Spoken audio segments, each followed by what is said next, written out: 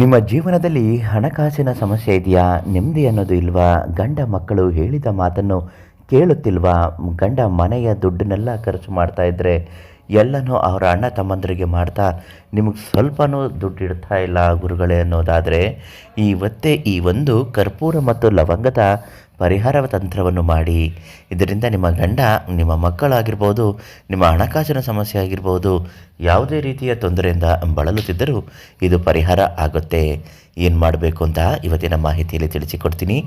Amruthadhaare Facebook ಪೇಜನ್ನು ನೀವಿನ್ನೂ follow ಮಾಡ್ತಿಲ್ಲ ಅಂದರೆ ಮೊದಲು ನಮ್ಮ ಪೇಜನ್ನು ಫಾಲೋ ಮಾಡಿ. ಪ್ರತಿದಿನ ದೈವ ಮತ್ತು ಸಮಸ್ಯೆಗೆ ಪರಿಹಾರ ಮಾಹಿತಿಗಳು ಉಚಿತವಾಗಿ ನಿಮ್ಮ ಮೊಬೈಲ್ಗೆ ಬಂದೇ ಬರುತ್ತೆ. ಹಾಗೂ ನಿಮ್ಮ ಕಷ್ಟಗಳು ಇದ್ದರೆ, ಇಂತಹ ಸಮಸ್ಯೆಗಳು ಇದ್ದಾಗ ಪರಿಹಾರಕ್ಕಾಗಿ ಪ್ರಧಾನ ತಾಂತ್ರಿಕ ಕೀರ್ತಿ ಪ್ರಸಾದ್ ಗುರುಗಳಿಗೆ ಒಂದು ಕರೆ ಮಾಡಿ ಉಚಿತವಾಗಿ ನಿಮ್ಮ ಪ್ರತಿಯೊಂದು ಸಮಸ್ಯೆಗೂ ತುಂಬ ಚೆನ್ನಾಗಿ ಪರಿಹಾರವನ್ನು ಹೇಳುತ್ತಾರೆ. ಮನೆಯಲ್ಲಿ ಕಷ್ಟ ಇರುತ್ತೆ, ಬಡತನ ಇರುತ್ತೆ, ಯಾವುದ್ಯಾವುದೋ ಕಾರಣಕ್ಕೆ ದುಡಿದಂತಹ ದುಡ್ಡನ್ನೆಲ್ಲ ನಿಮ್ಮ ಗಂಡ ಅವರ ಅಣ್ಣ ತಮ್ಮಂದರಿಗೆ ವಿನಾಕಾರಣ ಖರ್ಚು ಮಾಡ್ತಿರ್ತಾರೆ.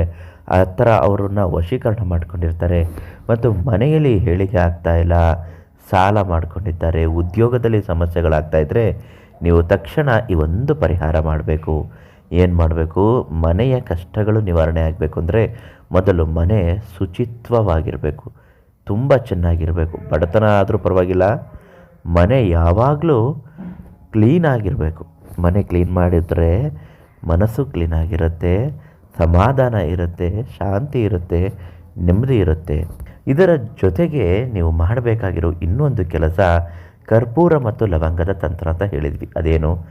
ರಾತ್ರಿ ಮಲಗುವ ಮೊದಲು ಮನೆ ಅಡುಗೆ ಕೋಣೆ ಸಂಪೂರ್ಣವಾಗಿ ಸ್ವಚ್ಛ ಮಾಡಿ, ಯಾವುದೇ ರೀತಿಯ ಎಂಜಲು ಪಾತ್ರೆಗಳಿದ್ದರೂ ಕೂಡ ಅದನ್ನು ಚೆನ್ನಾಗಿ ತೊಳೆದು ಬೆಳಗಿ, ಯಾವುದೇ ನಾಳೆಗೆ ಇರಬಾರ್ದು ಎಲ್ಲನೂ ಅಚ್ಚುಕಟ್ಟು ಮಾಡಿ ಆ ದಿನದ ಕಸನೆಲ್ಲನೂ ತೊಳೆದು ಹಾಕಿ ಎಲ್ಲನೂ ಶುದ್ಧವಾದ ಬಳಿಕ ಮನೆಯ ಕಷ್ಟಗಳನ್ನು ಹೇಳಿಕೊಂಡು ಒಂದು ಪುಟ್ಟ ಮಣ್ಣಿನ ದೀಪವನ್ನು ತೆಗೆದುಕೊಂಡು ಬಂದು ಪಚ್ಚೆ ಕರ್ಪೂರವನ್ನು ಪುಡಿ ಮಾಡಿ ಅದಕ್ಕೆ ಲವಂಗಗಳನ್ನು ಹಾಕಿ ಮನೆಯ ಕಷ್ಟಗಳು ನಿವಾರಣೆ ಆಗಬೇಕು. ಬಂದ ಕಷ್ಟ ಬಂದಾಗೆ ಬಯಲು ಆಗಬೇಕು.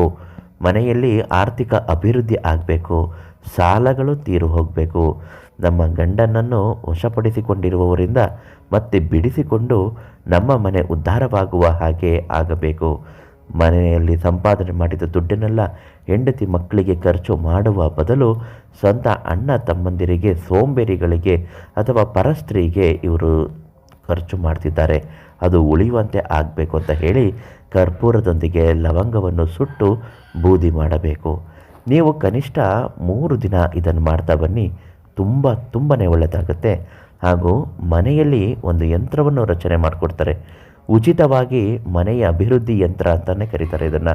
ಉಚಿತವಾಗಿಯೇ ಪ್ರಧಾನ ತಾಂತ್ರಿಕ ಕೀರ್ತಿ ಪ್ರಸಾದ್ ಗುರುಗಳು ಸಿದ್ಧಪಡಿಸಿ ಯಂತ್ರವನ್ನು ರಚನೆ ಮಾಡಿಕೊಡುತ್ತಾರೆ. ಇದನ್ನು ಮನೆಯ ಮೂಲೆ ಮೂಲೆಯಲ್ಲಿ ಇಟ್ಟು ಪೂಜೆ ಮಾಡಿದ್ರೆ ತುಂಬಾ ಒಳ್ಳೆಯದಾಗುತ್ತೆ.